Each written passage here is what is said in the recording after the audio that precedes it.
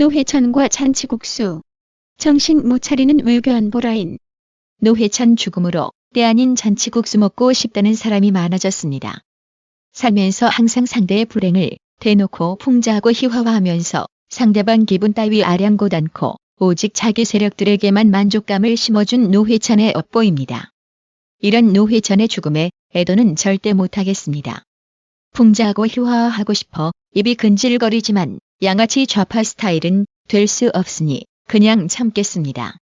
국가정보원의 대선 개입 사건의 수사와 재판을 방해한 혐의로 수사를 밟다 투신한 변창훈 검사 아시죠? 변창훈 검사는 수사 도중 검사에게 모멸감을 느껴 투신 자살을 선택했지만 노회찬의 경우 특검 수사받기 도전에 자살한 배경이 다릅니다. 당시에도 개같은 좌파들은 변창훈 죽음은 죽음이고 국정원 댓글 수사는 계속 진행되어야만 한다고 주장했지요.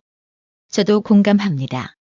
노회찬 죽음은 죽음이고 드루킹 특검은 더욱 지독하게 진실 추구를 위해 수사에 매진해야 할 것입니다. 노회찬은 자살 전 유서를 통해 돈을 받았다는 건 자인했습니다.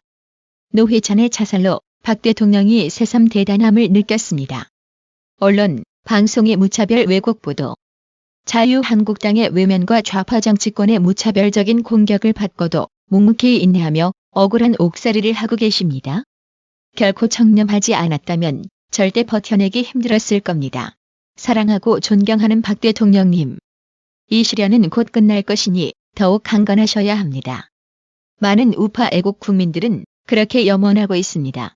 한편 송영무 국방부 장관은 7월 23일 국회에서 자유한국당 김도부 의원이 지금 대한민국 법 체계에 의하면 이 문건에 의해서 계엄령이 발동될 수 있습니까?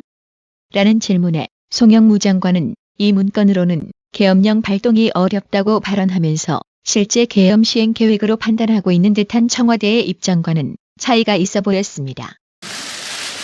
송 장관은 지난 20일 법사위에서 계엄 문건 작성은 기무사의 업무 범위 밖이라고 여러 차례 말했습니다. 저는 기무사가 그런 걸 작성했던 자체가 큰 문제라고 생각합니다. 하지만 이 문건으로 계엄령 시행이 가능하냐는 질문에는 고개를 저었습니다. 지금 대한민국 법체계에 의하면 이 문건에 의해서 계엄령이 발동될 수 있습니까? 대단히 어려운 과정을 거쳐야 된다고 생각합니다. 아니, 안 됩니다. 기무사가 실제 계엄을 실행하려 한 것은 아니라는 취지로 해석될 수 있는 발언입니다.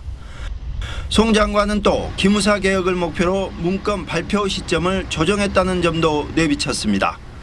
제가 판단할 때는 최대한으로 안정될 때 이거를 기무사를 개혁할 때 적시에 발표를 하고 기무사 개혁이 뜻대로 되지 않자 우회적으로 문서를 공개해 개혁 여론을 형성하려 했다는 뜻으로 해석될 수 있습니다.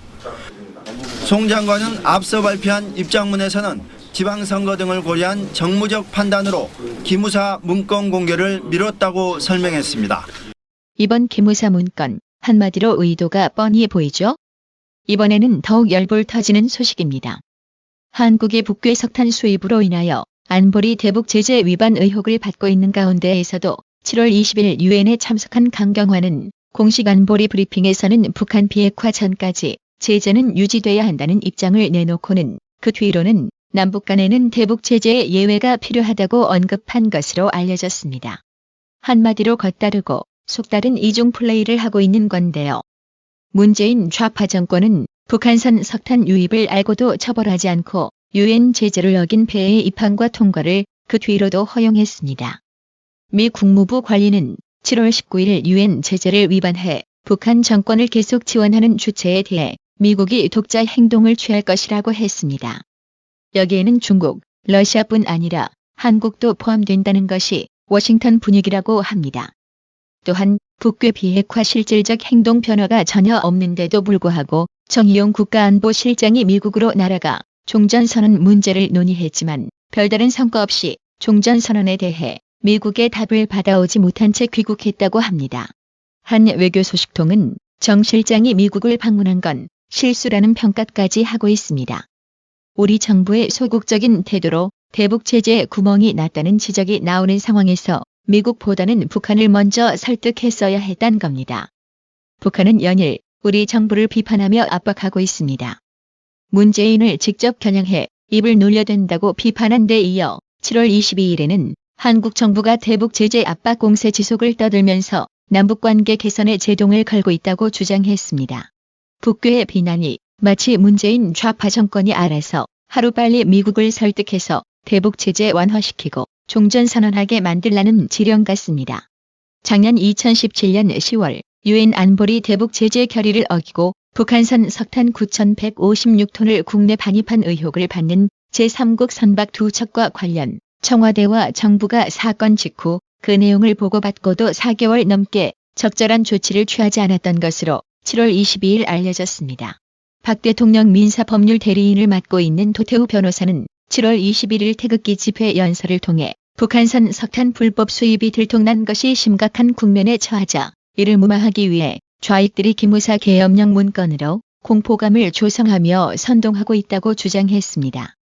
작은 물품이라 하더라도 수입품의 경우에는 관세 부과를 위해 반드시 서류가 존재합니다.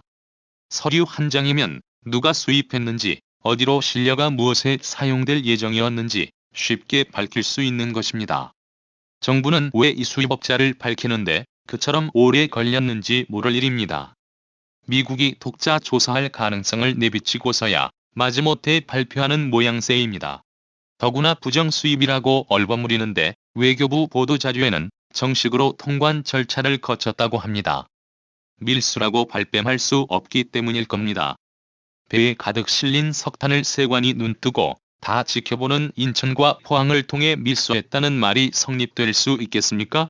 한간에는 그 가격이 40억 원이고 시가의 10배에 달한다는 소문까지 돌고 있답니다.